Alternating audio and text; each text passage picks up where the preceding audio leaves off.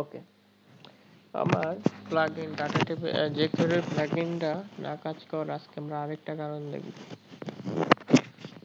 ওই এর আগের ভিডিওটাতে আমি কয়েকটা কারণ দেখাইছিলাম, একটা কারণ দেখাইছিলাম, আজকে আরেকটা কারণ দেখব। এই যে আমি আমার এই জায়গায় কিন্তু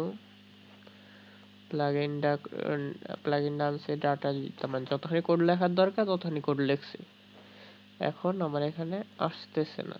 এই যে ডাটা টেবিলে যে ডাটা সার্চ বাটন, সার্চ আরো কি কি আছে, এই কাউন্ট পেজের কয়টা ডাটা রাখা যাবে একটা পেজে, এটা আসতেছে না।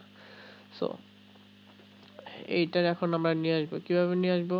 এই যে আমার এখানে সবকিছু ঠিক ছিল, কিন্তু আমরা এখানে যদি এটা দেখি, এই আইডিটা ছিল এখানে মাই টেবিল, বাট আমি এখানে টেবিল আইডিটা কি দেখছি, টেবিল আইডি। আচ্ছা, এটা যদি এখন জাস্ট আমি কপি করে নিয়ে আসি, কপি করা যদি আমরা মাই টেবিলে বসায় দেই, then this and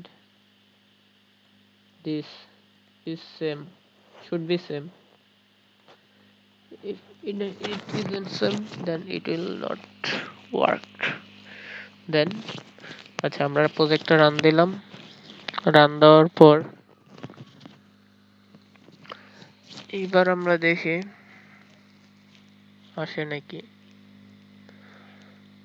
আসার তো কথা, এই যে চলে আসছে